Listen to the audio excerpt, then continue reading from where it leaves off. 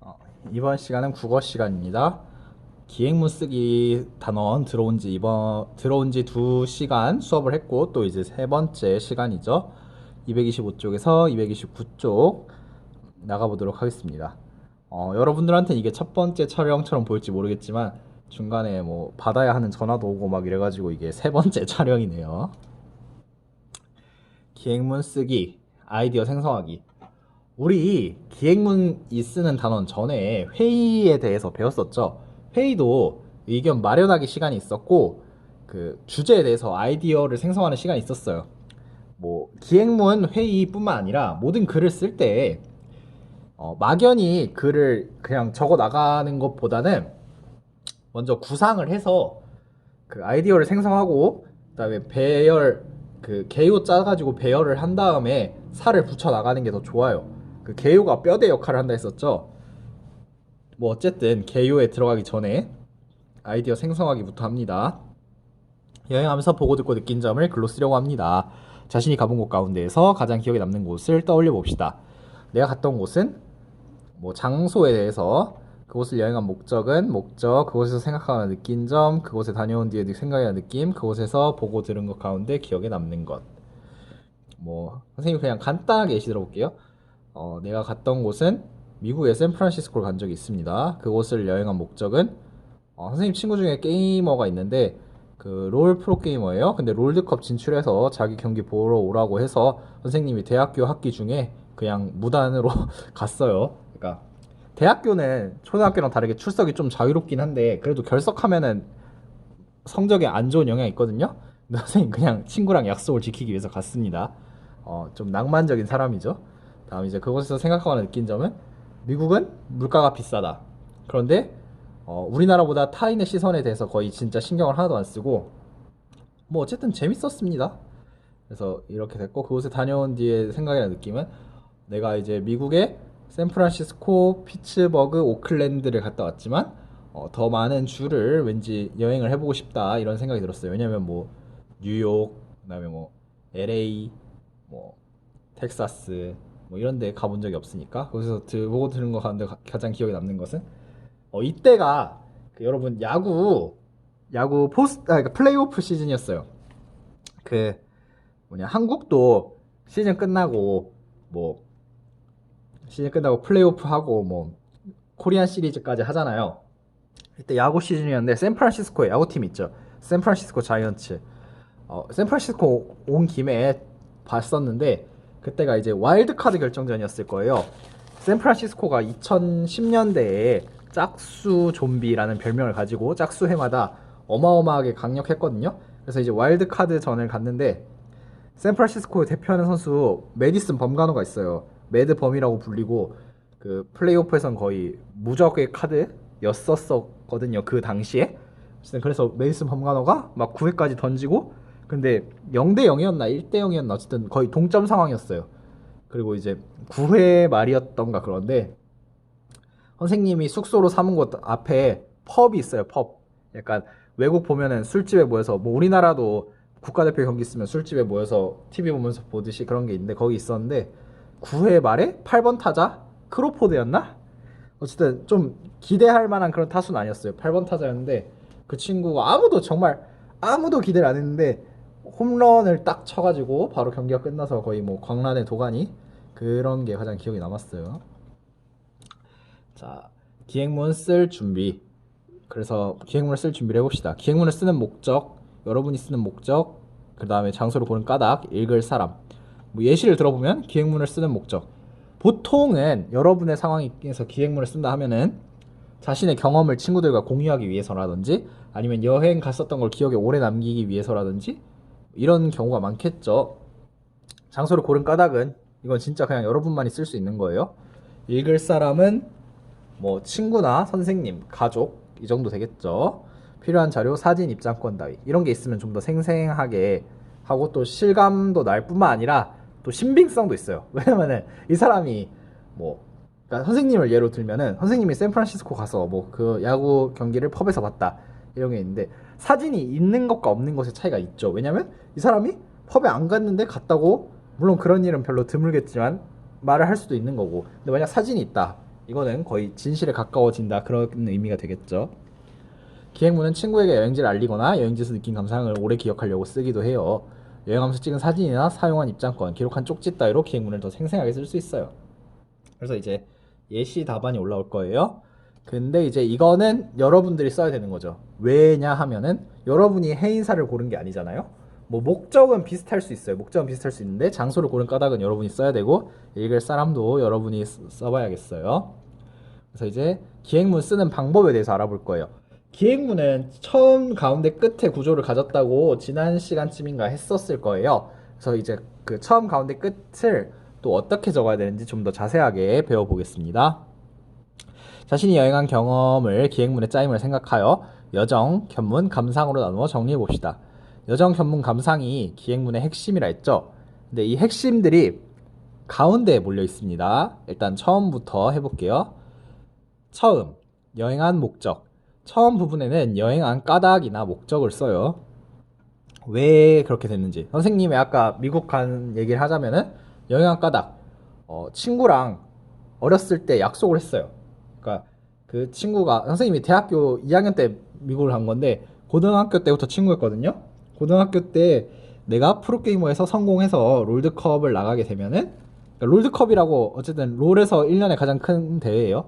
롤드컵을 나가게 되면은 내가 너 뭐 숙박비 이런 거 다 내줄 테니까 비행기 표만 끊어서 와라. 이렇게 고등학교 시절 약속한 거를 약속을 지키러 이행하러 간 거예요. 네, 그래서 까닭이랑 목적 썼고 떠나기 전에 기대와 설렘.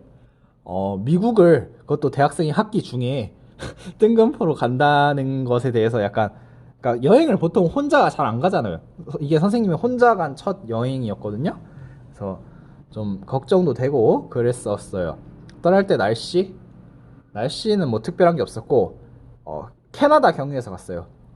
그러니까 인천국제공항에서 밴쿠버 가가지고 에어 캐나다로 가서 또 거기서 이제 샌프란시스코로 갔어요. 네, 도착할 때까지 걸린 시간 엄청 오래 걸렸어요. 자, 비행기 오래 타는 거 안 좋아요. 네, 뭐 어쨌든 그런 식으로 선생님이 예시를 든 건데 여러분이 이걸 넣어서 적어야 돼요. 여행한 까닭이나 목적, 떠나기 전에 기대와 설렘, 떠날 때 날씨와 교통편, 도착할 때까지 걸린 시간이나 여행 일정 소개 따위. 가운데 이제 이 가운데에 여정, 견문, 감상이 다 들어갑니다. 그 여정은 이제 첫날에 어느 뭐 ABC 코스를 갖고 둘째 날에 DF 코스를 갖고 이제 셋째 날에 뭐 이런 식으로 해서 계속 갔던 큰 여행지. 선생님이 말하는 샌프란시스코는 큰 여행지. 거기서 이제 작은 여행지는 뭐 그 야구 진행할 때 펍에 갔다. 그다음에 롤드컵이 진행되는 경기장에 갔다. 뭐 이런 거. 네, 견문은 이제 가서 들은 거나 보고 알게 된 거 이런 걸 말한다고 했었죠. 네, 감상. 거기서 이제 내 생각을 적는 거예요. 가운데 부분에서는 여행지에서 다닌 곳, 보고 들은 것, 생각하거나 느낀 것과 같이 여행하면서 있었던 일을 써요. 인상 깊은 경험이나 이야기, 이동하면서 겪은 일이나 느낌, 새롭게 안 사실, 출발 전에 조사한 여행지 자료 따위를 더 쓸 수도 있어요. 네, 이렇다고 하네요. 끝. 전체의 감상과 더 알고 싶은 점. 그러니까 처음, 가운데, 끝이죠. 끝에는 그러니까 이 여정 견문 감상이 가운데에 몰려 있잖아요. 그래서 이 기행문은 처음과 끝은 좀 비교적 덜 중요하긴 한데 그래도 다 알아두는 게 좋겠죠. 하지만 만약 가장 중요한 걸 꼽으라면 가운데에요. 거기에 여정 견문 감상이 다 들어가야 돼서 끝은 끝부분에 여행의 전체 감상을 써요. 이 여행에 대해서 포괄적인 느낌.